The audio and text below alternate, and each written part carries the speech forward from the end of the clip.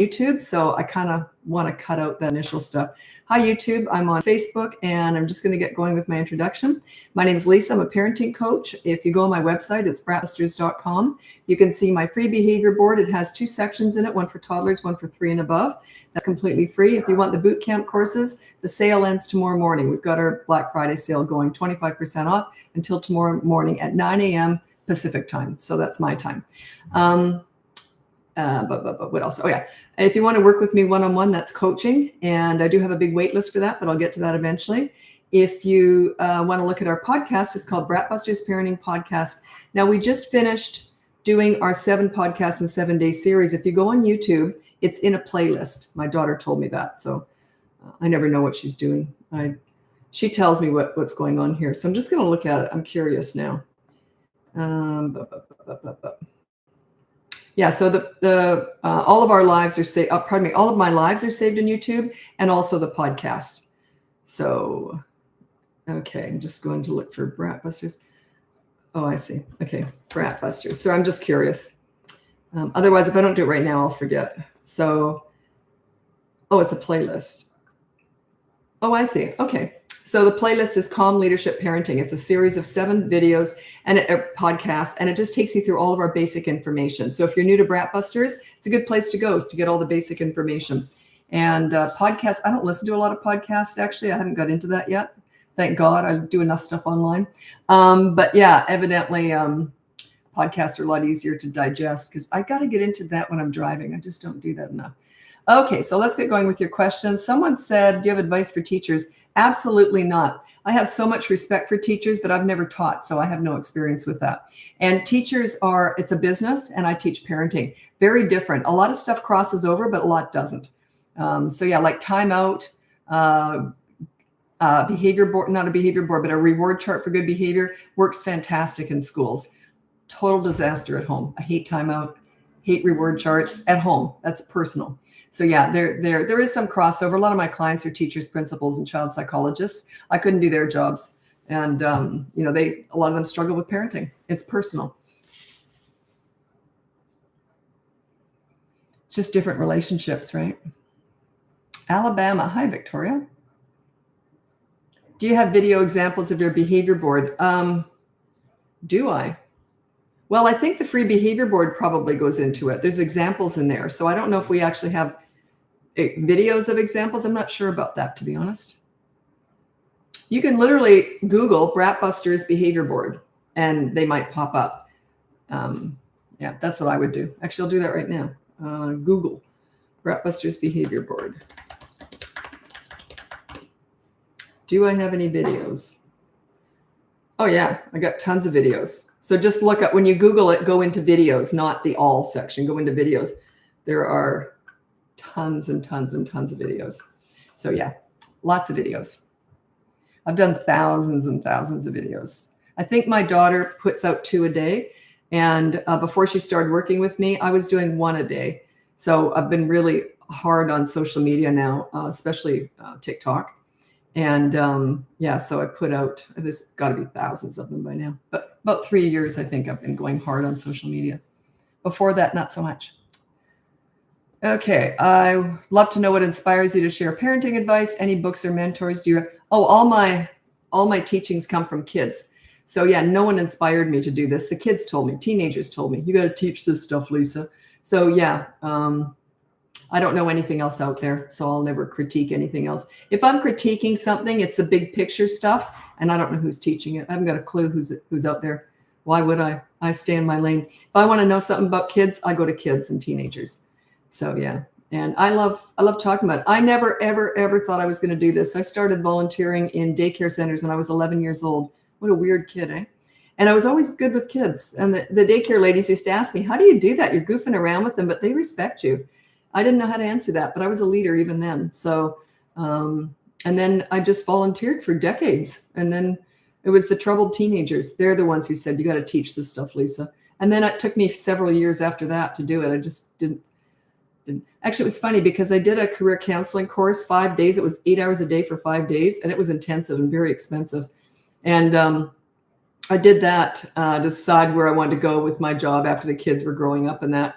So, and they said, and everything pointed to one job, but there wasn't even a job. Every single thing pointed to parenting, helping parents.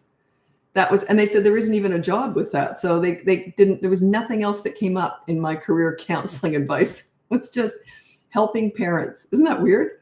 And they didn't even talk about kids or parents. That's the funny thing. All the tests were not around that. So I thought that was bizarre. So obviously it was just meant to be. There you go. I was inspired by all the kids, especially the troubled teens. They inspired me to do this. Can you put talking back freshness on the board? No, because that's your fault. You taught them how to do that. You can't blame them for it. Okay. You cannot put attitude on the board. Their bad attitude is a direct reflection of your parenting. That's all it is. So you got to work on your leadership skills, and they don't talk back to a leader. They just don't. You can't punish them for something you did. Yeah. Their bad attitude is on you. So work on yourself. I don't teach kidding or teenagering here. I teach parenting. So when you're a leader, they don't talk back to a leader. And the attitude is the very last thing to go away, and it goes away organically. You can't force that. You've got to earn their respect. You can't tell them, you respect me, you talk nicely to me. That's ridiculous. You haven't earned it yet. You got to work for it. I work my butt off to get kids respect. Heart's Delight, Newfoundland. Never heard of that. Hi, Sharon.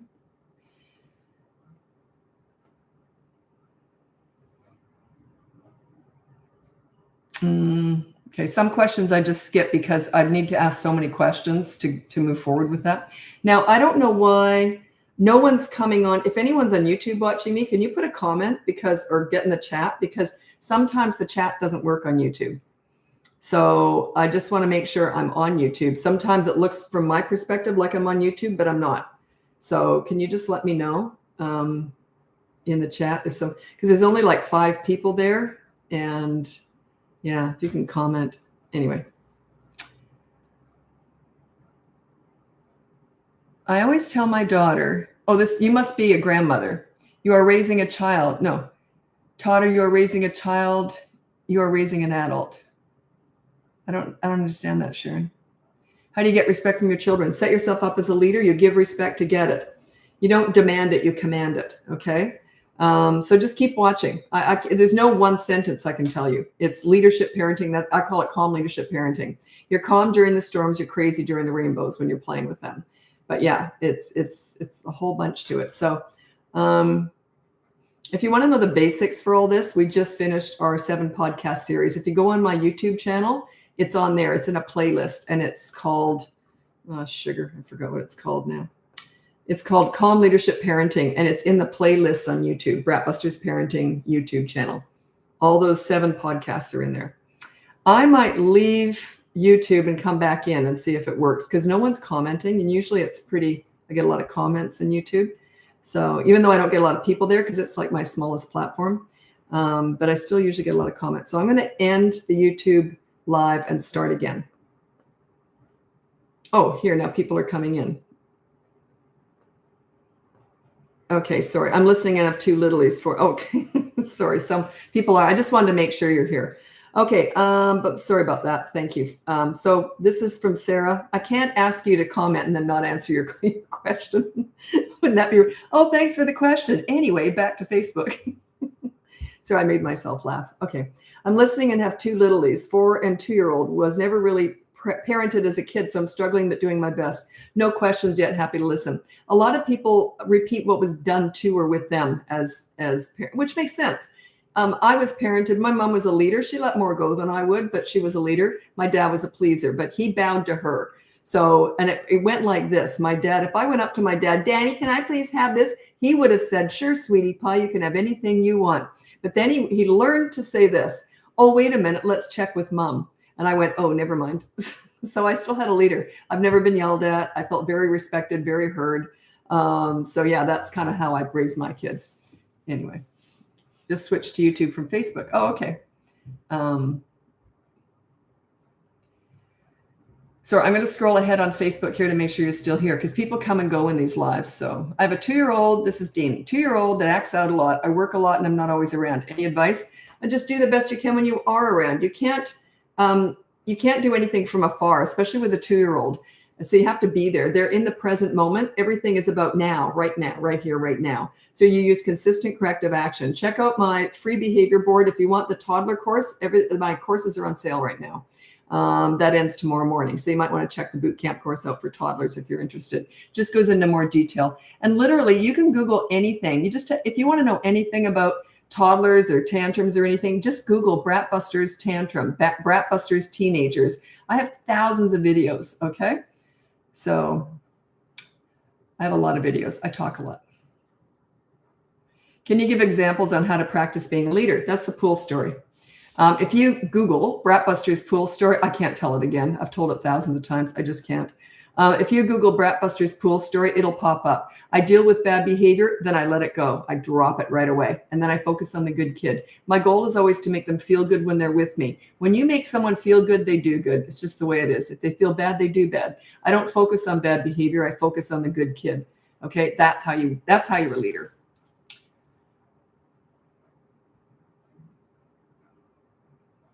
No one helped me out with this earlier because it's a tough one. I did a live this morning and I need help with how I need a quick saying. Like one of my favorite sayings is if they feel good, they do good. If they feel bad, they do bad, right? I would love to come up with another saying like that because they don't act out because they don't understand they shouldn't. It's not a lack of understanding. It's a lack of impulse control and self-discipline, which is what makes them do the wrong thing. That's it. So that's why, and the reason I talk like that is because parents are so busy discussing all the bad behavior so the kids understand. They already understand it. It has nothing to do with that. Nothing.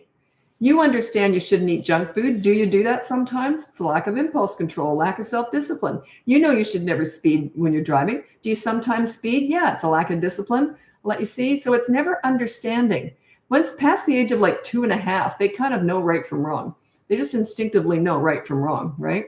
So you're so busy discussing all this bad behavior, you're focusing on it, and it's just going to get more and more and more of it. I'm trying to come up with a better way of explaining that. Okay, yeah, I get a lot of questions from teachers, and some of my clients are teachers. And I always say I don't teach teaching. And darned if some of my clients pretend that do not have kids and are teachers, they have hired me and pretended they had kids so they can work with me. I caught them. So anyway, but the reason why I don't work with, I work with a lot of teachers and principals and child psychologists, but I don't know their jobs, right? I teach parenting. It's completely different. So I stay out of that. I've spent many, many hours in the back of classrooms supporting teachers dealing with a challenging child, right? I've done a lot of that. And every time I look up at that teacher and I've seen them do some things they probably shouldn't do. And I'm thinking, I don't blame them. I'll tell you, I have so much respect for teachers. What a hard job. And the problem is that too many parents are sending kids to school with bad behavior. And it's your job as a parent to send nice kids to school. I took that very seriously. That's my job. I'm not going to put a bad, poorly behaved kid on a teacher. They got enough things to deal with. But that's why teachers are quitting right, left, and center. It's not because they don't like kids or whatever. They just can't handle the behavior. Plus, these days, their hands are tied. There's nothing they can do if kids are ill-behaved. You look at a kid the wrong way, you're taken off to court. I mean, it's just awful. So yeah, teachers are leaving right, left, and center, and I don't blame them. It's because parents aren't doing their job at home. Why aren't parents doing their job at home? They just don't know how. It's not that they don't want to, they just don't know how. So that's what I'm here for. I'm here to set you up as a leader. And then your kids past the age of 3, they carry that leadership umbrella everywhere they go because their self-esteem is at the highest with the leader. They form into that personality that they are with the leader because that's when they feel the best about themselves. Okay. That's your superpower. Doesn't matter where they are. They're still under your leadership because they like themselves the most when they're with you and they tell you everything. Tell me about it. Yeah, I'll tell you. Oh, teachers, they're my favorite. Teenagers, they're my favorite age. I started my business 20 years ago doing teen crisis work. It's my absolute favorite age. And you're my idol. Good for you to handle a whole classroom full of them. Good for you. Yeah, I can't help you. I don't know anything about teaching. A lot of admiration for it. I remember once years ago, though, I did see a teacher do something that they really should not have done. And I was in the back of the class. They forgot I was there because I'm working with this kid. And I actually saw what they did. And they instantly remembered I was there. And they looked over like all frightened. And I just went like this, whoops. And I looked away. Didn't see nothing. It wasn't awful. But they shouldn't have done it. It was hilarious. I thought, I'm not sure I wouldn't do that. Like, oh my God, what a hard job. What a hard job. But I'm sure it's very rewarding too. My son-in-law is a teacher, and yeah, he really enjoys it. He said the hardest part, I'm sure, is the behavior. Yeah, but he's very good at getting respect.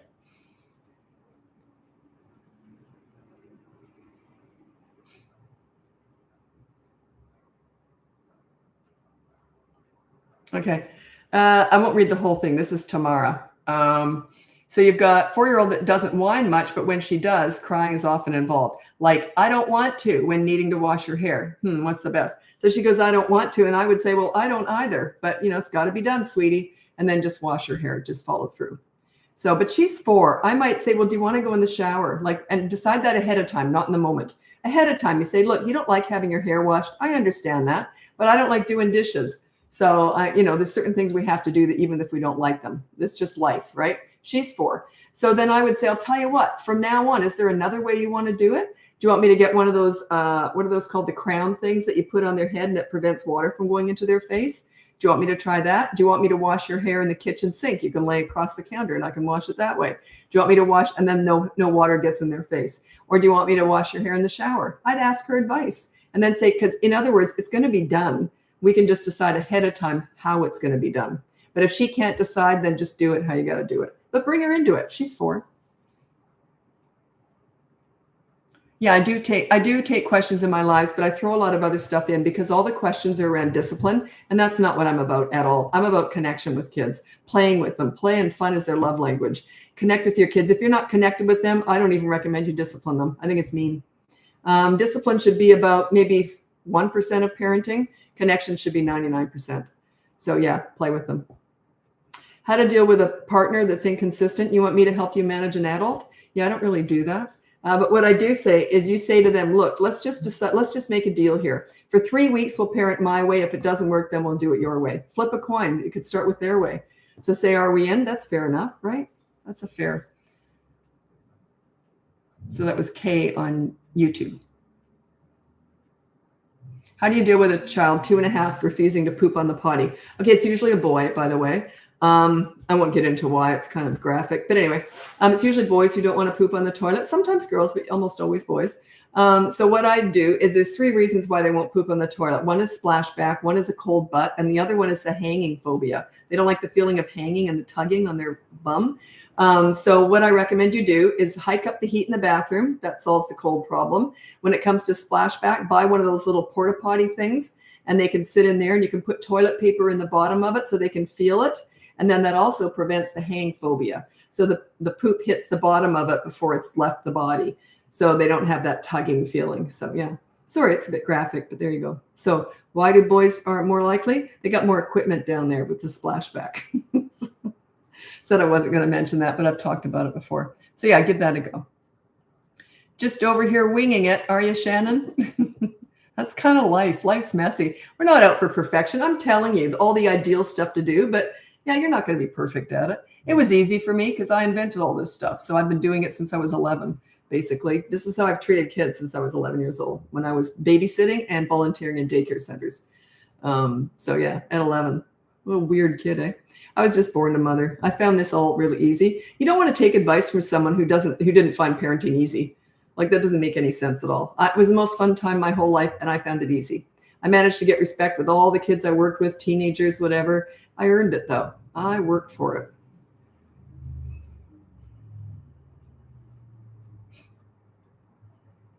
This is a question I get asked a lot, and there's no easy answer. How long a day should you connect with your kids during play? There is no answer for that. Is it 5 minutes, 5 hours? Nobody really knows, but I'll tell you something. I don't like playrooms that are off at a distance. I wanted my kids around me all the time. I like the open plan. I wanted to be able to chat to my kids while they were playing. Also, I didn't ignore my kids when they were into play and they were, how they independent play. I still would chat to them, let them know I'm watching. And it doesn't make them go, yeah, can you come play? Yeah, sometimes I would, but other times I'd say, no, that's okay. But because I was always sort of connecting with them anyway, they didn't feel the need for me to come over and play with them as much. They were quite happy that I was doing laundry and chatting to them. Also, I made all their clothes, and I had a sewing room that they were gated off from. So it was open, like I was chatting while I was sewing, and I was always kind of chatting with them. I wasn't just chatting about what I wanted to talk about. I was chatting about what they were doing. Another thing is too, it's interesting, like when I'm playing with my granddaughter, I have her one day a week. She's 22 months old. I love to get really creative with what she's got. Like I like to take a bunch of supplies and turn them into something. And I'll tell you something I did with my son. He was about 2. He was obsessed with this. I got a whole bunch of old toilet paper rolls and taped them all together, and whatever paper towel rolls too, taped them all together. And I taped one end to the top of the dining room table, and then the other one went down to the floor. And he had these little like matchbox cars that fit in there perfectly, and he would roll them down. Then he'd move that tunnel around, and he was obsessed with that. I mean, he really loved it. Then he got so into it. What I did was when he wasn't looking, when he had a nap or went to play somewhere else, I took it apart and I put a block halfway down, like something to block it so he couldn't get the card down. And then I taped it back up. So he went to put a card down the next time, and he was really little. And my granddaughter's the same. They never lose patience with puzzles or anything. They want to figure it out. So anyway, and he looked at it, and then he went like this, and he lifted the whole thing, and he found where that block was. He was like 2 years old, and he figured it out, and then he tried to take it apart. I took it apart, showed him the tissues or whatever I'd put in there to block it. And he went, and you could see, and then I put it back together, and then he went back. Like, just creative. It's not like it didn't cost any money. Parents are so busy buying kids stuff that they can play with them. I used a bunch of old recycled stuff. So, plus one of their favorite games was the Panty Monster. Every day when I did laundry, I put all my underpants on my head and ran around the house as the Panty Monster and chased them. So they just love silly. Right? But they didn't expect me to do that all day. The more you're connected with them, the less demanding they are. Okay.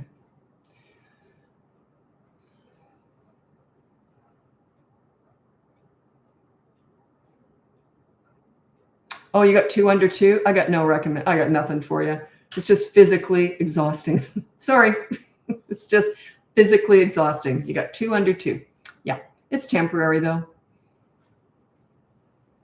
My son loves the toilet paper rolls in cars. So you were doing that too, or did you just do it since I started talking about it? That was one of my son's. You can just imagine that though. Like they could move it around. The cars could fly out anywhere. Sometimes I'd put it so they landed on a chair, then went down the other side of the chair. So they'd hit the chair and then they go down again. Then I'd split it in 2. They'd hit the chair and then they'd stop on the chair, and then they'd have to connect up with another tunnel. Oh, I did tons of stuff like that. Tons. They don't care about the expensive stuff. They like anything new and different. My son was a real thinker. He wanted to figure everything. He loved puzzles and figuring stuff out. My granddaughter's the same. I see a very similar personality trait that way. And they have unending patience with puzzles and things. I've never seen either one of them get frustrated doing a puzzle. They will just do it forever, just trying to figure it out. So, and they're all different, right? My daughter didn't like that. She didn't like the toilet paper rolls with the cards. She looked at it like, yeah, whatever. Wasn't her thing. So they're all different. She just was glued to me all the time. She was my Velcro kid. Just wanted to be with mommy all the time. Oh, is it good to ignore whining? Not necessarily. For example, 3-year-old asked for for show or snack, and when we tell him no, we would continue to whine and ask for it repeatedly. Best to ignore it. Okay, I'll tell you what you do. He's 3. So I would say, I'll tell you what, when you whine, you'll just be ignored. This is whining. I want that. So when you talk like that, you're not even aware you're doing it. Every time you whine, we'll go like this. So you touch your nose or something, have a sign. And that means you're whining. So every time I touch my nose, it means you're whining and you're going to be ignored. When you talk nicely, like, may I please have, we will answer you, but the answer may still be no. Then you ignore after that. If they keep whining, then you ignore.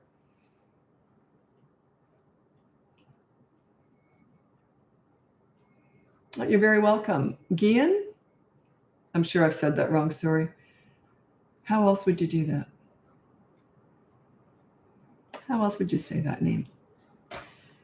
I'm going to have to look that up. I'm curious now. I have clients all over the world, and I keep messing up their name. Gian pronunciation. Oh, Jean. Jan. With Jan. Oh, Jan. Is that it? Jan? Oh, Shan. Okay. I think that's what it says on Google. I hate pronouncing names wrong. Just drives me nuts.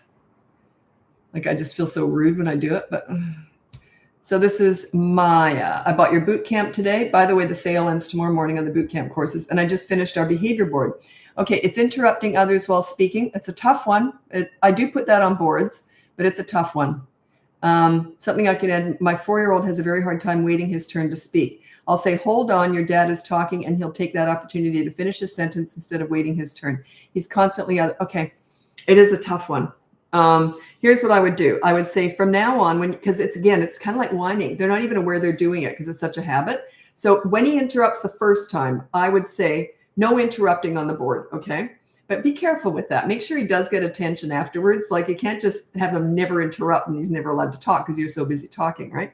So anyway, what you do is you say, okay, no interrupting, but you might not even know you're doing it. So the first time you do it, I will touch my nose, something like that, or pull my ear, some kind of signal. That means you're interrupting. If he stops then there's no consequence. If he keeps going, then you say, we'll discuss this later. And then you continue your conversation. Then you say to him, okay, sweetie, let's go to the board. Now, let me see now. Your rule was no interrupting. I gave the signal and you kept interrupting. So you see how my tone is? No anger, no judgment, no disappointment, no frustration, nothing. Just a business transaction. So let me see. So here's your consequence. And then you had the consequence, start the timer for the chore or whatever it is. So it's a tough one because it's such a habit. And it's not really bad behavior. It's just kind of on the rude sort of end. Haha, you said it right the first time. Oh, I went to all that trouble and I said it right. Gian is the way you say it. It's Italian pronunciation. Oh, I see. The Italian pronunciation is Jan. Oh, I see. Okay, so it's Gian. There you go. Okay, I tried. You got to appreciate my effort, right? Right? How do I create a behavior board? I have a whole course on that. It's completely free. It's the behavior board. Go on my website, scroll down, and it'll turn up. It explains it all. A behavior board is everyone's on it. There's rules and consequences. You do 1 per week, 3, and then you stop 3 weeks. And you're on there too. If you're not on there, you're just a dictator. You have to be accountable. Your rule is almost always no yelling. You can't put that for the kids. That's ridiculous. Can't tell kids not to yell. But you can put attitude for yourself. Like no angry tone is another good one for parents. If you look angry, you're not a leader. You're out of control. You got to control that. You can still be angry, but don't show it. Like I know I used to mentor troubled teens, and sometimes they would get, what's the word? Oh yeah, foul, disgusting, rude. So it was never at me. They were careful, but it was always the teacher or someone else. So as soon as they would, and I was very careful, I would just put I had a few different things I would do, but I might just say, whoo, that was a whopper. So I'm pointing it out, but I can't really criticize them for that. And I never wanted to look disgusted. And a lot of the stuff they said was disgusting, but I never showed it. I'd just say, ooh, that was interesting. Ooh, that one curled my hair. Ooh, yeah, there my feelings were vibrating with that one. So I was always kind of letting them know that I didn't like it. That's not how you parent, by the way. It's different with parenting. But when I was working with kids, I was very careful not to show anger, frustration, or disappointment. It just it brings out the worst in people. Okay? Thanks, Dawn. Have a good night.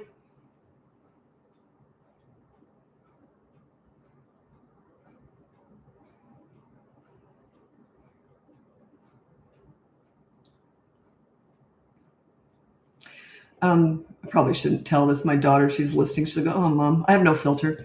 Anyway, whatever I'm thinking flies out of my face. We were just talking tonight. She does all my marketing and all my social media and all that stuff, all the planning for the business. So I don't look at anyone else online. I never have. She doesn't really either, but every so often something will pop up and it'll be brought to her attention. So she'll look it up. There's people out there teaching my ways, word for word, literally word for word, teaching what I teach. I invented all this stuff. Now, that doesn't bother me. They don't give me any credit. They take it as their own information. That's fine if they're doing it right. Drives me nuts if they're doing it wrong.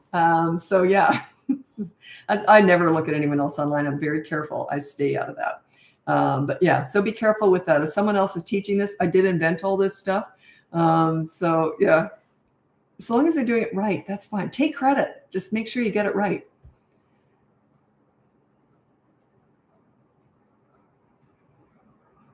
Oh, that's sweet, Jess. Thanks for that. I appreciate that. By the way, I haven't forgotten about you. The person that I said about you have a 12-year-old in crisis. I'm planning on looking at that hopefully tonight or tomorrow. I'm just super busy right now. But I will look at it just because I mentioned I was going to check into something for them.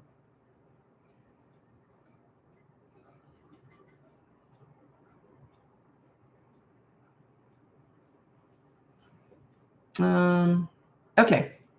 This is Kay. Okay, you had another question. I already sort of answered the first one about the inconsistency. Now you said my 4-year-old has used more violent language recently. Example, he said to an adult, I'm going to take a rock and smash your car with it, and I'm not joking. He said it with a smile like he was the coolest. Then you said that's just one example. He constantly brings up violence while playing What to Do.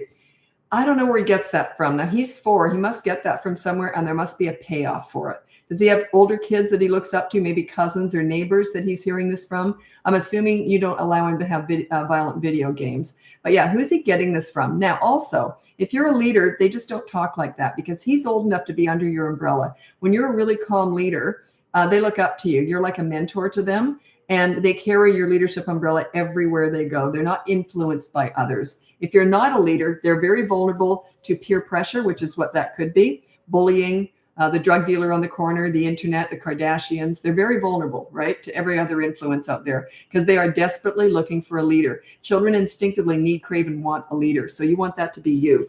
So work on your leadership skills, and that wouldn't happen. By the way, if he does threats like that, I might say on the behavior board, no threatening violence, no threatening people, and say it's like that. So yeah, explain what that means. I don't put attitude on there, but that's a threat. That's different.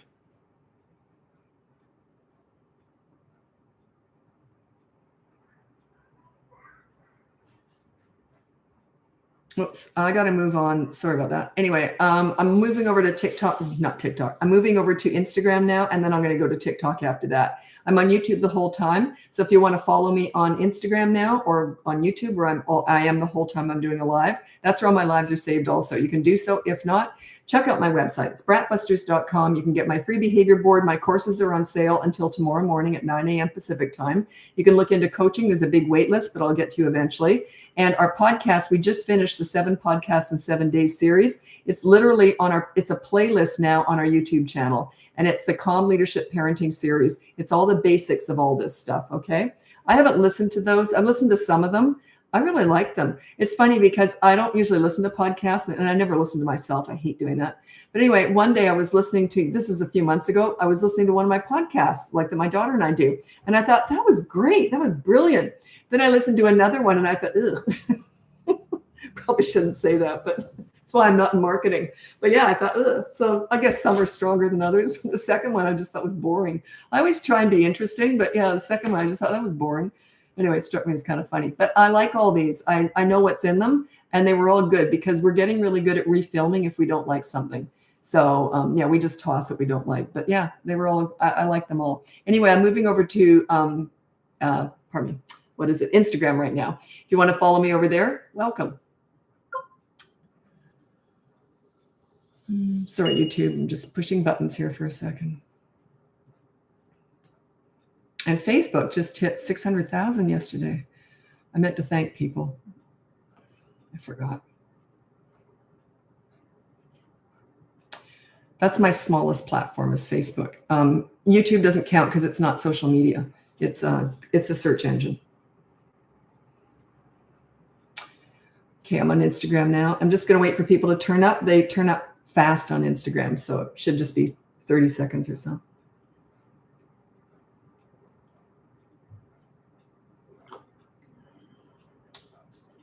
There you go.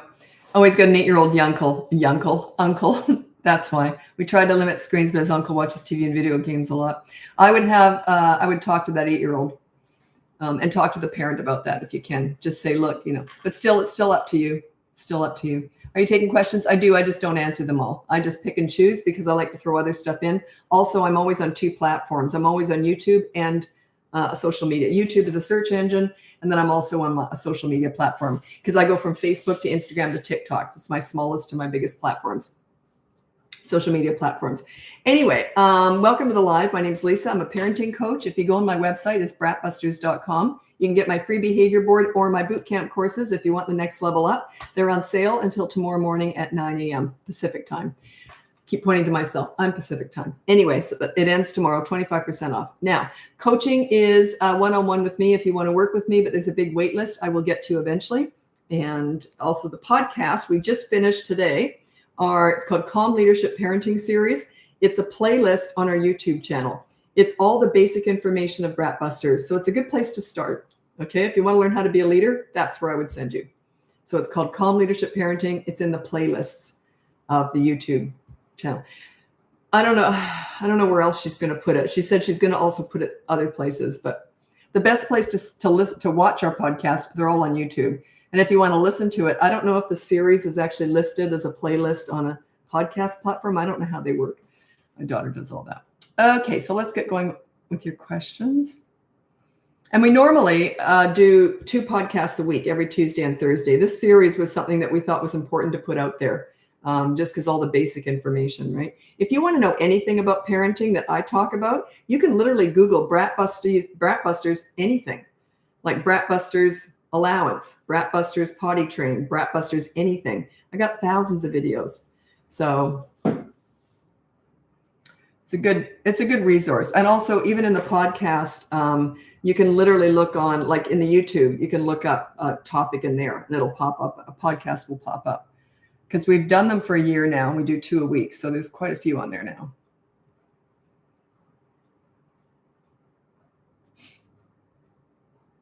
Okay. 3-year-old still doesn't speak. We understand it, but I believe his frustration results in tantrums. Okay. Children don't care if they're understood. They only care if things work out for them. Like, they could care less. If they want ice cream and they get it, they could care less that you understand anything they're saying. You see? But if they're not getting what they want, they don't even care if you understand them. Does that make any sense? Yeah, because verbiage, talking is not quite their language. Their main language is physical. They're watching you. But yeah, so, and lots of kids don't speak until they're 3. But if you're concerned, take them to a doctor and have them checked out. But yeah, some kids don't talk until they're 3. So yeah, frustration at lack of at not being understood. No, I don't believe that. No, I can't think. I'm trying to be open about that, but usually everything I teach is black and white. And that one, I'm trying to think, is that more of a gray area? Can they get frustrated because they're not understood?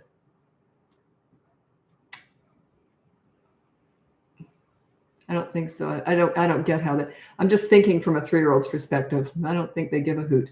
They just care that they're having fun and things are going their way. Okay. Grateful to see you live. I'm 77, raising a 7-year-old. Pass a lot onto neurodivergent mom. So you are 77, raising your grandchild, and you pass a lot onto the neurodivergent mom. So that would be your daughter or your daughter-in-law or whatever. I'm not sure. Anyway, yeah, I don't teach grandparenting, but I do teach parenting. So if you have full custody, then yeah, that would apply to you. Because like a good example is I'm a grandmother, and I'm not a leader for my granddaughter. It's none of my business. I'm not meant to be her leader. Her parents are her leader, and I use a lot of leadership with her, but I'm not her leader. She has 2 wonderful parents. They're her leaders. I'm grandma. It's just a different role. But if I was raising her and I had custody of her, then I would be her leader, right? So yeah, the parents are the leaders. It's just the way it is. My job is I have her 1 day a week, sometimes more, usually, but for sure 1 day a week. And my job is to love her, spoil her, grandmother her, and support the parents. That's my job as a grandmother. Someone said, you should teach grandparenting. I don't really do that. Because that sums it up right there.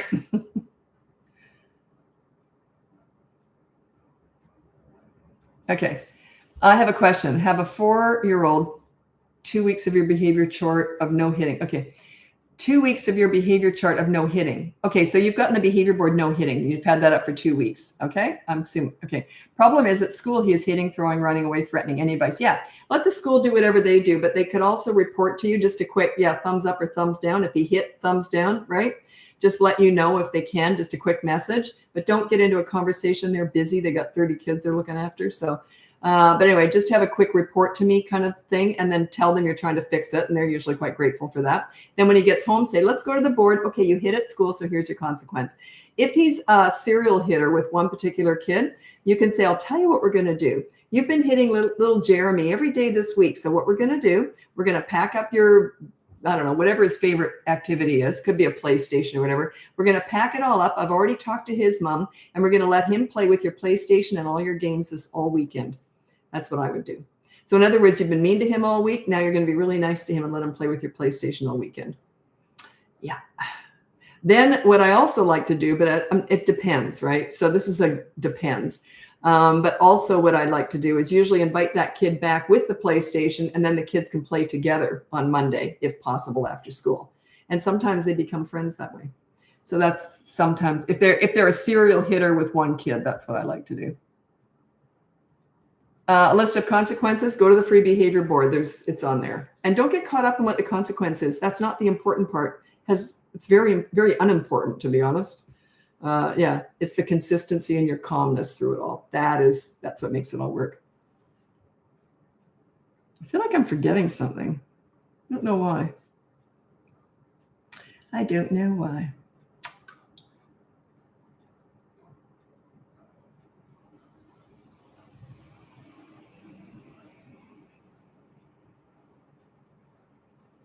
So I'm scrolling ahead to make sure you're still here.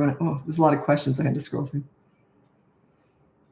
When can I add more behaviors to the chart? After a couple of weeks. Well, you have 3 behavior boards in 3 weeks. So you have on week 1, you have 1, and then it doesn't have to be perfected yet, but you're learning how to follow through with it. Doesn't mean doesn't mean they're not doing that rule or they're not breaking the rule.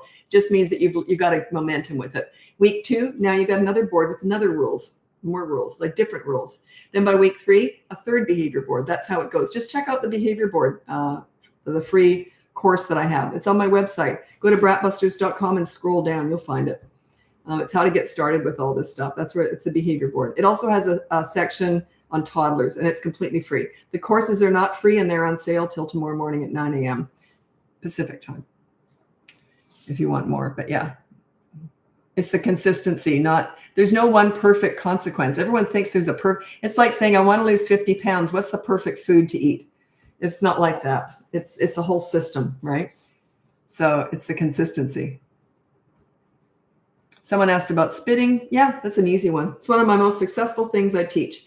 If a kid spits, what I do, if they're 3 and above, I might put it on the behavior board, but I don't even like that one. What I would do is if I had a kid who spit, I would say, ooh, that's a mess. I'd make sure I always have a wet cloth handy.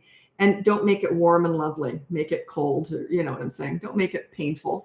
I've had parents who put it in the fridge. I don't recommend that. I even had one who put it in the freezer. Don't recommend that. I'm just saying, make sure it's not warm and cozy. So they, oh, you just spit. Okay. And then wipe their mouth. Take your time.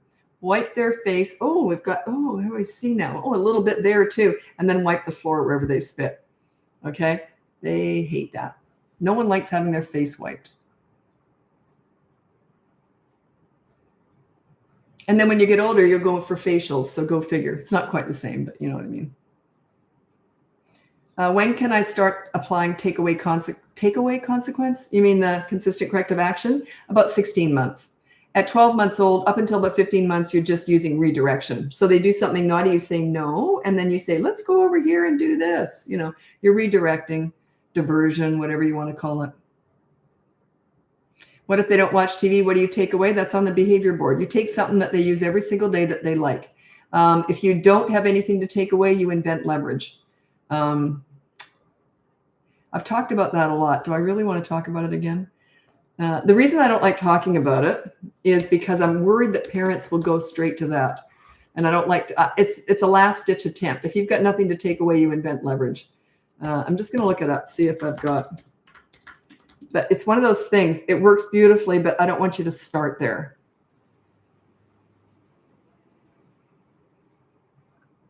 It's funny. I don't have. Oh, I know what I'll do. Just a sec. I'll look it up.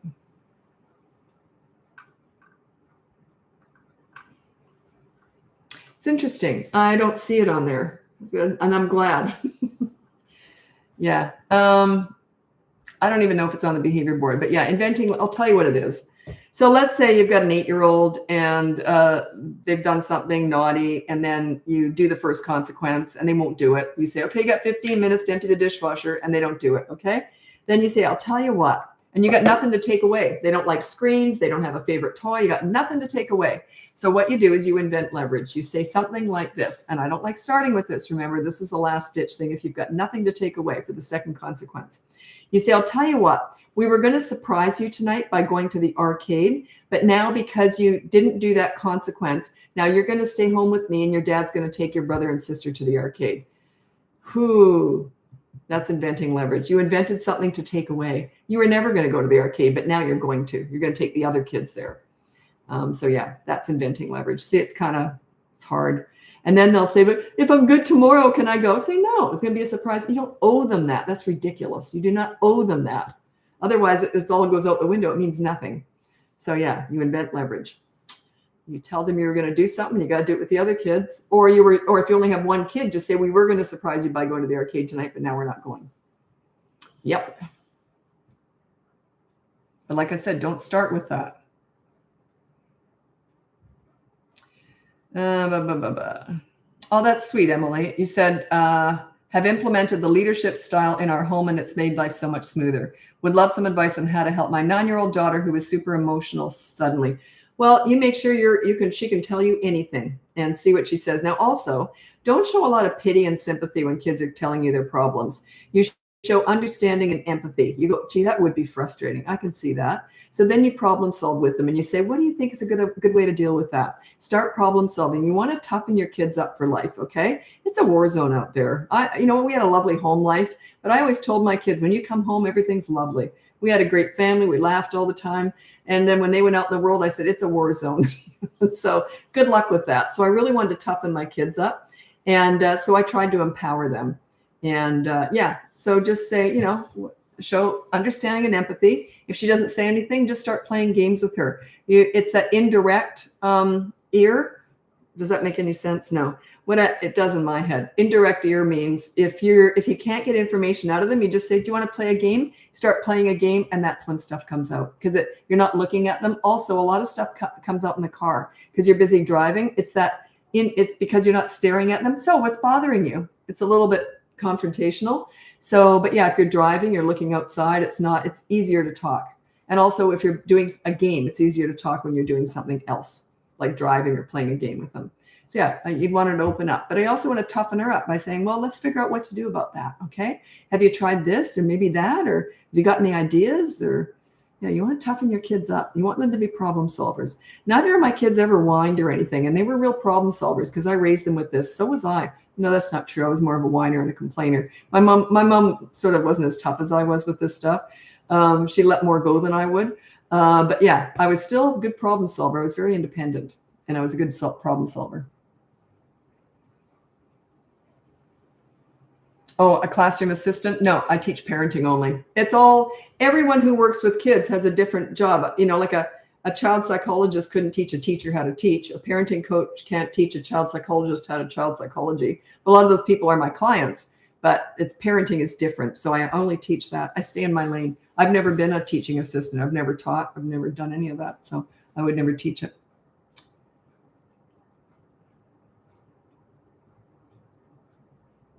Also, if you haven't seen it yet, look up the pool story. You can Google BratBusters pool story, and it explains the whole theory behind all this. I deal with bad behavior, but I focus on the good kid.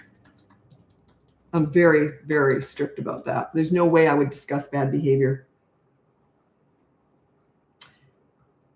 Yeah, and I like this title, actually. I'm just looking that up. Like, I looked up BratBusters pool story, and what came up, a whole bunch of videos on it, because I've talked about it millions of times. But one of the first videos that popped up was self-esteem does not come from other people. It comes from pride. So a lot of people think that they compliment their kids. They tell them they're great. That's okay. But that's not where pride comes from. That's not where self-esteem comes from. Self-esteem and pride come from being a good person, not from being told you are. So all these compliments and all this praise that parents throw on kids thinking they're helping their self-esteem, it's kind of crap. It doesn't build self-esteem at all. It's kind of nice to hear. It's a show of appreciation from you to them, but it doesn't build pride and self-esteem. It's being good, doing good things, having chores, doing your homework, doing what needs to be done. Problem solving is, that's what builds high self-esteem and pride. Not the parents and plus play.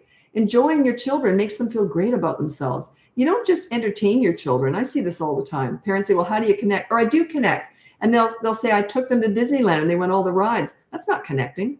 It's okay. But you got to go on. If you go on the rides with them, that's connecting.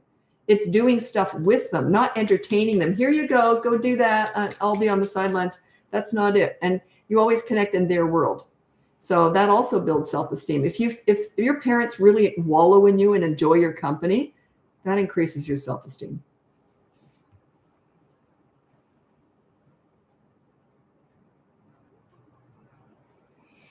What is the video pool story? It's called pool. It's just type in BratBusters pool story in Google. It'll pop up. I can't tell it again. I've told it too many times. Actually, if you just type in pool story, it'll come up. So, oh, there's other people's videos have come up too. But the first 4, I think, are mine. But just type in BratBusters. Anything you want to know that I talk about, you Google BratBusters and then the topic. Allowance, discipline, connecting, whatever. I got thousands of videos.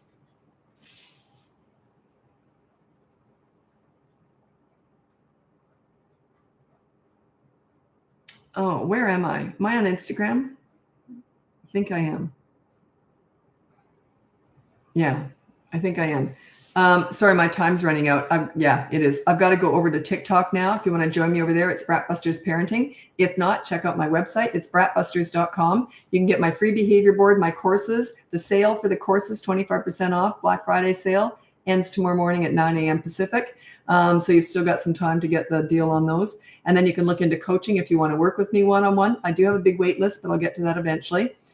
And the podcast is called BratBusters Parenting Podcast. It's on all the platforms, and they're all saved on YouTube. So if you go to my YouTube channel, BratBusters Parenting, it literally just all the videos are the podcast. And then the live, you can just type in live. All my lives are saved on there, okay? Like right now, I'm doing a live. It's right there. So, okay. Thanks so much for watching. I'm hopping over to TikTok if you want to join me over there. Happy parenting.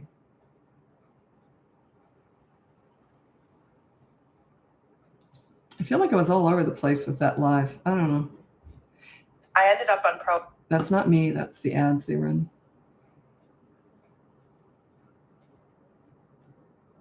Okay.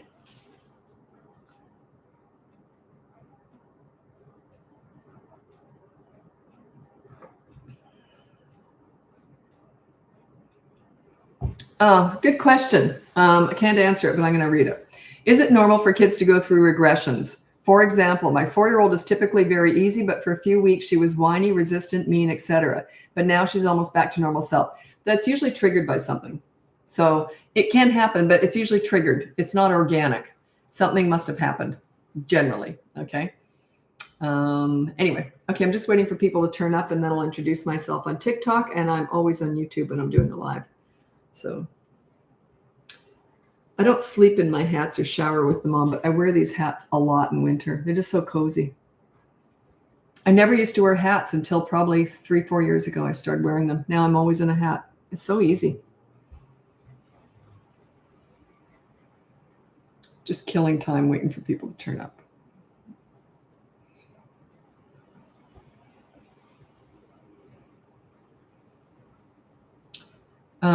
While I'm waiting, I went on TikTok about 3 years ago and just blew up overnight. It was unbelievable. Changed my whole life. And my daughter, she works with me now. Anyway, if you've got something that you're good at and you're passionate about and you think you can help people, go online, start talking about it. You never know what's going to happen.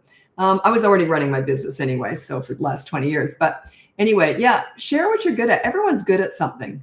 If it's cleaning, organizing, If you just really like yourself and why you like yourself, like share what you're passionate about, what you're good at. And I think too many of us withhold that. And, you can probably help other people. If you're feeling a certain way and you're good at something and you like it, there's lots of other people out there, I'm sure, that feel the same way. So yeah, share your information. Just be passionate about it. Be organic and truthful and all that stuff. Okay. Okay, I'll get going with the live. Welcome. I'm on TikTok now. It's my final stop before I leave because I go from Facebook to Instagram to TikTok on these lives, and I'm on YouTube the whole time, which is where I save all the lives. And on my YouTube channel, it's BratBusters Parenting. The videos are all the podcasts, and the live has its own little section. And then if you go in playlists, we just finished our 7-series podcast playlist on there. So it's all the basic information. It's 7 podcasts in 7 days. Today was our last day. And that will be on there now. It is on there right now. So if you want to go to the YouTube channel, none of the videos are on there, just the lives and the podcasts. So all the videos are on social media. YouTube is not social media. It's Google. It's a search engine. So it's quite different. Anyway, I was just going to say, I should introduce myself. I've already said all that stuff. But anyway, if you go on my website, it's BratBusters.com. You can get my free behavior board, and you can look into my courses if you want. They're on sale until tomorrow morning at 9 a.m. Pacific time. And that's the boot camp courses. And then you can look into coaching if you want. That is, what's I going to say about that? Sorry. I just got a notification. Sorry. Coaching. Oh, I got a big wait list for coaching, but if you can still get on that, and I'll get to you when I do, I will get to you eventually. And then the podcast I was just talking about, it's BratBusters Parenting Podcast. It's on all the platforms. We usually do 2 a week, but we just finished our 7 podcasts in 7 day series, which is now it's on YouTube, and it's in the playlist, and it is called Calm Leadership Parenting Series. It's just all the basic information with BratBusters. If you want to know about how I teach leadership, the pool story's in there. I couldn't tell it again. Thank God my daughter didn't make me tell it again. She made me tell it once in a podcast. It was torture. I've just told it thousands of times, so it's torture to tell it. But we just watched a video together, so I didn't have to tell it again. Okay. Now, Melissa, I set a timer to turn off the TV. My toddler 3 didn't turn off, so I went ahead and did it. The tantrum began, and it was crazy. Yeah, good for you. Yeah, good for you. That child is just 3. I would make sure they're not in the middle of a show. I would be on top of that. I'd say, don't start a show that you can't finish before this timer's up. So remember, you see, like you got to sort of set them up for success in that. You got to not at the end, like you do have to turn it off because you said when the timer goes, it's going off. But I would definitely set it up so that they weren't right in the middle of a show. I would. Yeah. I think it's a little bit nicer. They still might have a tantrum. That's okay. That's okay. Never be afraid of a fit, scene, meltdown, or tantrum. That's where all the lessons are, okay? If you're parenting properly, that's where all the lessons are properly. Who am I? It just sounded so snotty. If you're parenting, if you're a leader, yeah, the tantrums, all the lessons are there. Sorry I said that word proper. That was so arrogant. If you're parenting properly, what a snot.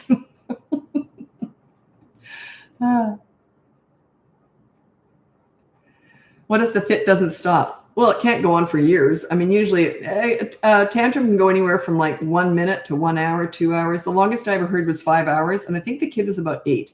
And that was the last hurrah. The parents ignored it for 5 hours, and he was throwing up and everything. I won't go into that. They knew they'd already had him medically checked out. It was safe. But yeah, he was making himself sick, and it was awful. But that was the last tantrum he ever had. So it got ugly.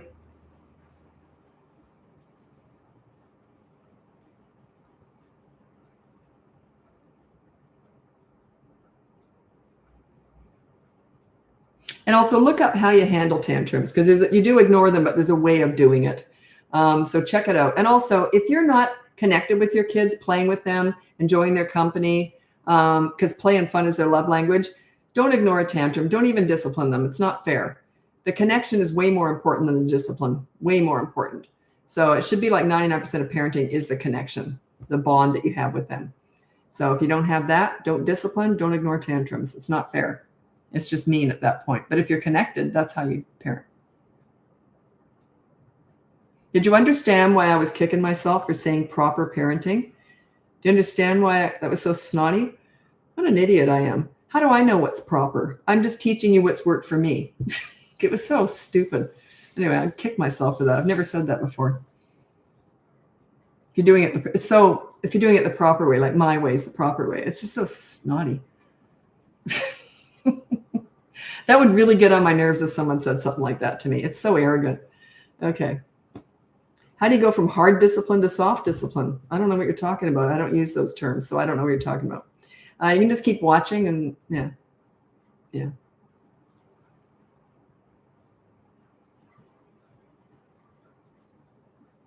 Oh, I've got a few people asking to come in. I don't let anyone else in on lives. I only did it once a few years ago, and it didn't work out well, so I've never done it again.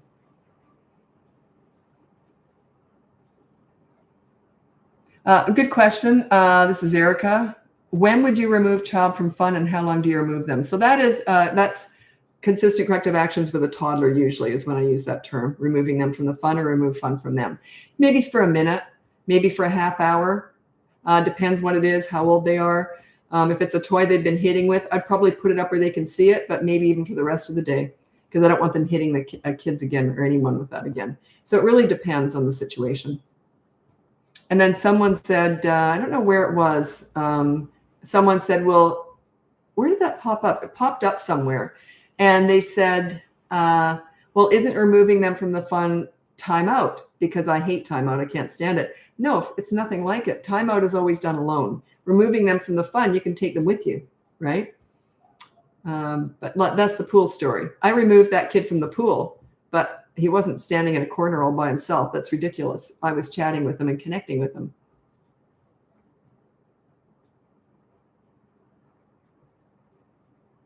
My 2-year-old prefers daddy, and it's at the point where I can't do anything at all. Any tips? Oh, I would just say, well, you're stuck with me. I'm doing it. My kids both went through that stage. They wanted mom all the time. And I remember once my husband at the time was bathing one of the kids, and they said, I want mommy. And I yelled out from the family room, well, you're stuck with dad, so deal with them. They knew when they heard that tone that mom wasn't coming in. So like, yeah, dad's fine. He's fine. They don't let them control that stuff. And then another time, one of the other kids said it, and then I heard him say, well, you're stuck with me, so deal with it. Don't give in to that. Don't let them control things. So yeah, oh, I want daddy. Oh, well, you're stuck with me, and just keep changing the diaper or doing whatever. How to deal with constant back talking. You look in a mirror and fix yourself up. Their back talk is just a product of your parenting. That's all it is. Okay. They're a reflection of your lack of leadership. So they don't back talk a leader. They just don't. But if they don't respect you, they'll back talk you. So you got to work on yourself. Remember, they're just our victims here. They're just reflecting your parenting. That's all. Between the ages of 3 and 12, toddlers not at all. They're kind of forming. But 3 to 12 is all their behaviors a direct result of your parenting. So work on yourself. Remember, we're not fixing kids here. We're fixing and teaching parents. Parents are very quick to blame their kids for bad behavior. Some of them even get offended when I say it's their fault. Like, who do you love more, you or your kids? So you don't mind blaming your kids, but you don't want me blaming you. A leader always takes full responsibility. When I was working with kids and mentoring them, if they got out of line and said something to someone under my care, this is what I did. I always thought, what am I missing here? What am I missing? And they weren't even my kids. A leader takes full responsibility for a child's behavior. Is it always your fault? Maybe not. So I don't care. Take responsibility anyway. That's what a leader does.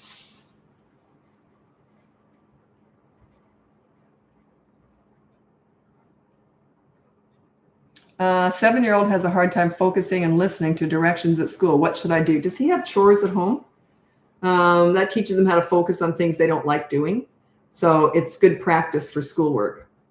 Yeah, I'm just wondering if he has chores. Is it okay if I raise my voice? No, no. So I can be firm. I'm not firm, and I don't raise my voice. No, I don't like the word strict or form or tough. I don't use that terminology. No, I'm a leader. Leaders are never firm. They're consistent, and they're confident, and they're quiet when they're disciplining. You want to be calm. I teach calm leadership parenting. So no, never raise your voice. It makes you look like you don't know what you're doing. You ever had a boss that raises his voice at you? What do you think of him? What a loser. Like, that's what I would think, right? It's not leadership at all. It makes you look weak.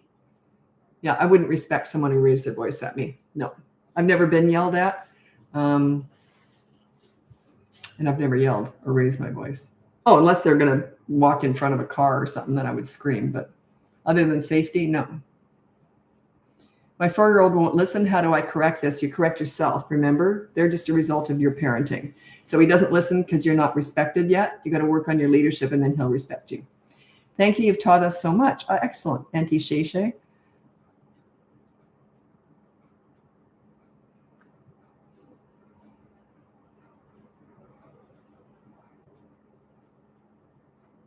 It's fine. Jacqueline said, you make me chuckle. I make myself laugh a lot. Even that made me laugh. I don't know why. I'm always looking for the humor in everything. I was always the silly one in the family. You know, kids love silly. That's why I relate so well with kids. I love silly. I love stupid humor. I laugh at the same thing repeatedly. I'm a total doofus. And I just love giggling. And kids do too. They love that. Fun is their love language. My granddaughter is more serious than her dad was. My daughter was more serious too. They're not super giggly. Like they're adorable. They love humor. But my son was more goofbally like I was, like just doofusy. So when he was really little, he's not like that now, but he was when he was little. I'm still like that. But yeah, most kids love that anyway, even if they're not that way. I have no pride, no dignity when I'm around kids. I'll do anything to get them to laugh. But yeah, they usually love silly. What's the video? Pool story. The video, just look it up, BratBusters pool story. It just sums up how you treat kids. You deal with bad behavior, then you focus on the good kid. You always want to make them feel good. If a child does something bad and comes out feeling bad, you've done it wrong. Right? You never want kids to feel bad about themselves. It's okay if they're mad. I don't care about that. But you never want to make a kid feel bad.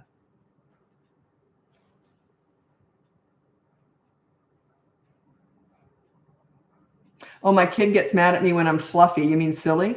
But she's going through puberty. She hates everything right now. Yeah, that's different. I didn't push that on my kids so much when they were older. No. But it's just my nature to be that way. So they knew they had to put up with some of that. I remember once I used to chase my kids around the house with underpants on my head when they were little. Like I was the panty monster. And once my son had friends over and I just got this bright idea that I was going to walk past them because I was doing laundry. I had to go past the rec room where they all were. So I decided to put panties on my head and just walk past and not say anything. And they were all stopped talking and they looked at my son's mother like she was insane. But I didn't say anything. I just walked past holding the laundry and underpants on my head. So my son said, Mom, enough with the underpants. He was about 20. But he wasn't even fazed. Mom, enough with the underpants.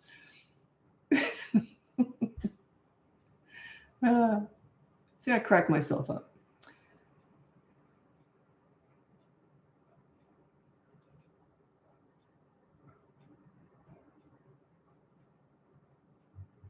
What do you do when your 2-year-old is throwing a tantrum and crying in the car while you're driving? So, like, just keep driving.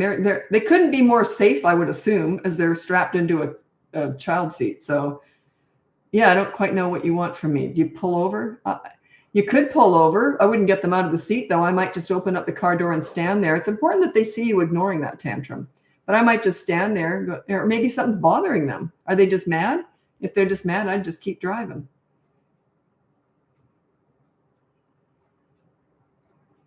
Okay, again, you're asking me how to fix your kids' rude behavior. That's on you.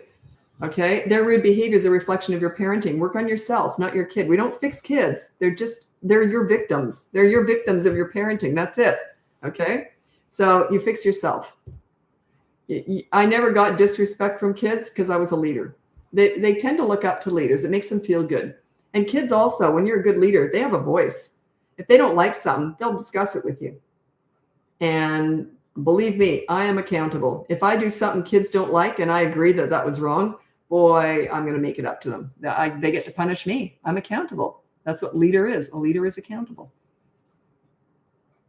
Because you lead by example. Is timeout okay if they are hurting me and their babysitter? I still hate timeout. You take them with you. If they're hurting someone, it depends. Like, yeah, I would never do timeout. I've never done it, never will. So yeah, I don't know how to answer that because I don't know the age or anything. So it makes a difference if they're 2 or 12. I don't know. Do you have a book? No, I won't go on about it, but we were hoping to write a book by now, but we were just super busy. So we just haven't had time. And there's no way we're going to put a book out unless it's really good because that's there forever, right? You can still do edits and new editions, but still, we don't want to rush it. and we just don't have time. We are super busy. My daughter and I, she's my business partner. So she does all the marketing and all the planning, and she's very busy.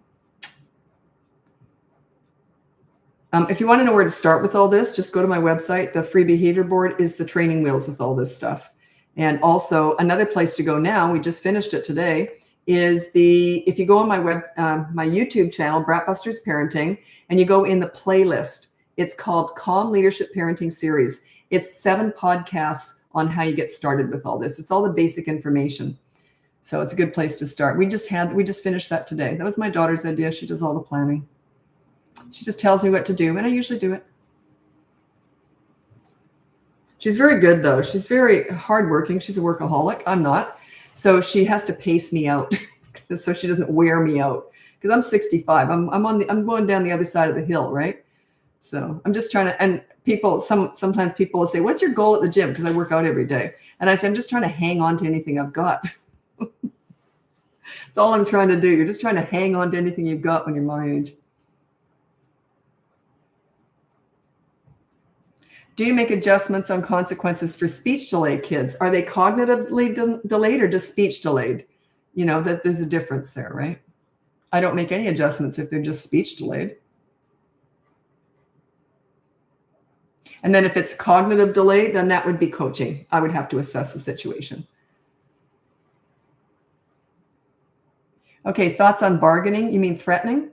Like no TV if you don't listen, get dressed, age 3. No, I don't do that. No.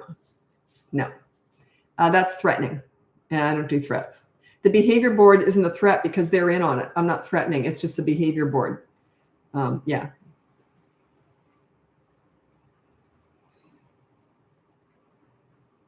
It makes you sound scared. If you don't do that, oh, this will happen. It makes you sound scared. Yeah, it's not a way I would go. Okay, it's a good question. I've heard this many times. This is Kay on YouTube. How do you feel about physical consequences like running laps and up and down the stairs? I don't like it. I do have some clients that I have compromised and we've done certain things like that. I don't like it because I don't want to put physical activity as a punishment. Like I like exercise to be looked at like a positive, not a negative. I don't want to put it in that negative category. That's why. But the odd time, and it's very unusual, you know, there are exceptions seemingly, but they're not. Like in coaching. Coaching is very personal. It's very targeted. It's very different. Whenever I'm doing anything in the public outside of coaching, which is very private, it's for everybody. It's general information. But coaching, we've done that before, but I can't remember the situation, but there would have been a reason. Must have been a good one because I don't like doing that. And I can remember discussing it and saying, I don't like it, but we're going to have to with this one. But I don't remember the situation. It was probably a year or so ago.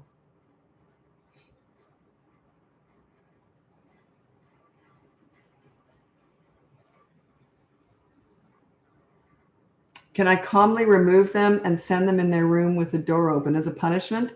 You mean timeout? I don't do that. If you're with them, that's not timeout. But yeah, I don't send kids off on their own. No. The only time I would do that, and it's, you know, there's certain situations, is if they're being violent and I might say, look, just go play in your room for a while. But you know, you separate them if they're fighting, and that's about it. But I would probably separate them both, not just one. I would say, you go to your room, you go to your room, or you go to the kitchen, you can play on the floor in there, you go in the living room. But yeah, I don't tend to send them to their rooms.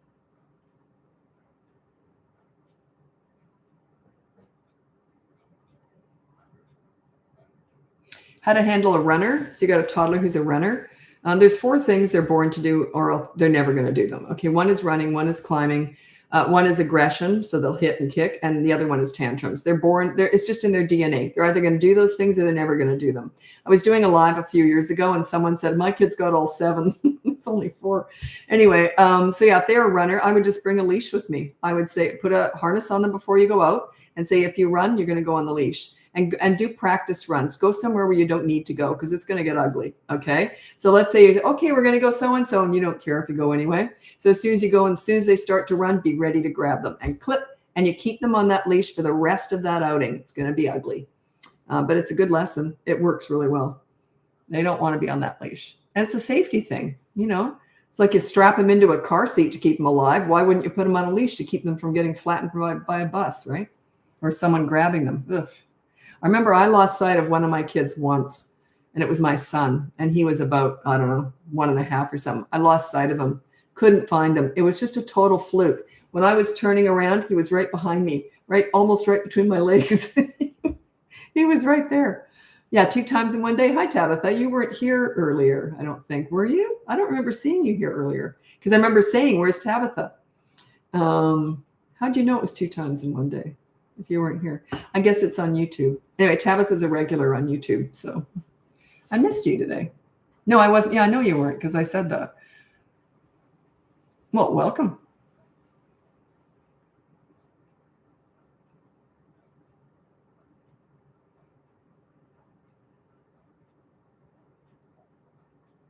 Okay, you need to put an age. Just saying toddler, because some people think 3 and 4 is a toddler. I consider that preschool age. A toddler to me is 16 to 35 months. So I need an age. And don't just put the age down now. You got to put the whole question and the age, because I'm not going to be scrolling trying to figure out where the rest of the question is. Can't all consequences be seen as negative? What was I talking about? Negative consequences. That just came up. Yeah, but you don't care if chores are seen as negative. Like, I'm okay that kids see emptying a dishwasher as negative. You don't want to make everything fun for your children. That's the pleaser parent style. You're going to raise self-entitled snowflakes with mental health issues if you're trying to make everything fun, because life isn't always fun. So yeah, it's okay that they think mopping the floor is awful. It's okay that they think scrubbing the toilet is awful. By the way, I love cleaning. Those are 2 of my favorite things to do. I vacuum mop, scrub the bathroom top to bottom and the kitchen every single day, and I love it. It's my meditation. But I never clean dirty. I maintain clean, so there's a big difference. But yeah, I love cleaning. I don't think anyone else should be this way. And I didn't raise my kids this way. I was very careful about that. I just raised them to be normal. I don't think you should be as fussy as I am. Nor should anyone else be this way. It's just my way. I find it relaxing. So it's okay that they see things as negative. That's okay. But I don't want them to see physical fitness as negative. I consider that in the health department, right? Yes, there you go, Doris. I got another person who loves to clean. I love it. I very rarely, that's cute, my show is on. It's funny. Someone just said my show was on with a cup of coffee there. I'm assuming I'm the show. I don't know, but it just struck me as funny. Okay. Yeah, it's important that children need to do stuff that they don't like, right? Because homework, and parents will often say, how do I make chores fun? That's the pleaser parent style. You don't want to. You want them to learn to do the hard stuff. I used to tell my kids, you need to do what you need to do before you can do what you want to do. Like, I never told my kids what to do. I waited till they asked. They were like 2. And if they said, can I eat or whatever, I'd say, sure, as soon as you put your toys away. And they'd run around putting their toys away. Also, I'm a clean freak and I'm very organized, and I did toy rotation. So toys away meant 2 toys. Like, it wasn't a big deal. So it's not like I'm expecting them to clean up a mess, right? But I waited, and I said, sure, you can do that as soon as you finish that. Can we go in the pool? Sure, sweetie, as soon as you get your laundry done or whatever. You see, that's how I talked. So they just learned. And then it got to the point, they got so good at this, by the time they were about 3, they never asked for anything until they looked around first and see what needed to be done. So yeah, it's not punishment. It's just, you got to learn to do what you need to do before you can do what you want to do. Like, before you live in your home, you have to pay for the mortgage or the rent, right? You see what I mean? Life's like that. Prepare them for life. Teach them you got to do the hard stuff.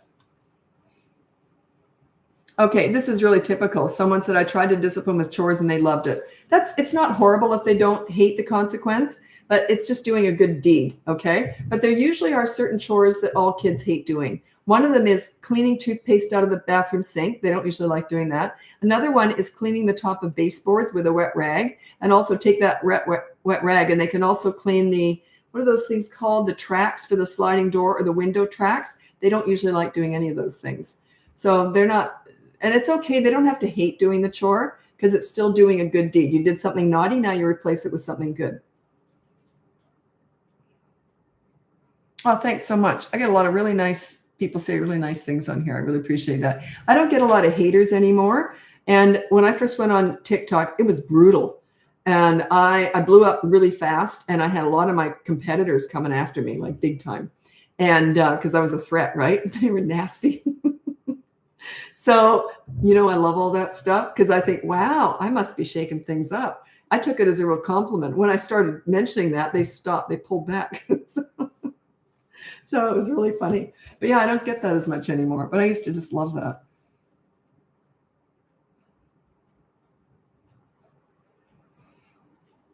Okay, what are your thoughts on saying, oh, such a good question. This is Amanda. What are your thoughts on saying you're going to call Buzz Lightyear if they don't listen? So in other words, I have no power, but Buzz does. You're completely relinquishing all your power over to Buzz. Yeah, I wouldn't do that. No freaking way. That's why I'd never use a behavior board. I don't want that to have any power. I want to have it all. Okay, but when you're learning, you give the behavior board power, but they know you invented that. They know you've done that. You've written that out. Okay, but yeah, don't relinquish your power to Buzz. Buzz ain't got no power. You want to take it.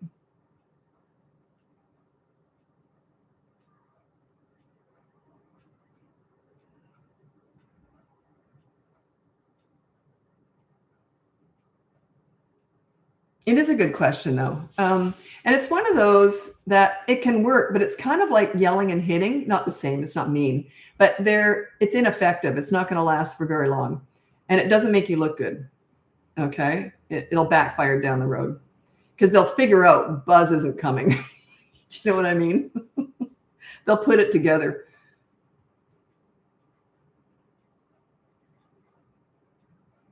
This is Hallie. My son is freshly 2, and I think about your discipline in their world advice all the time. Yeah, you got to play with them in their world and discipline them in their world.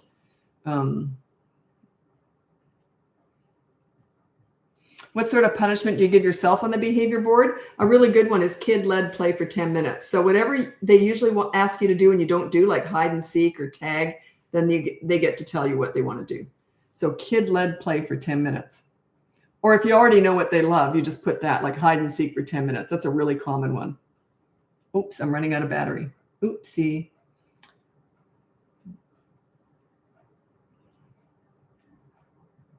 What does discipline in their world means? It means no discussions. You shouldn't do that. The reason you shouldn't, all those mini therapy sessions are crap. They're absolute garbage. That's your world. That's not theirs.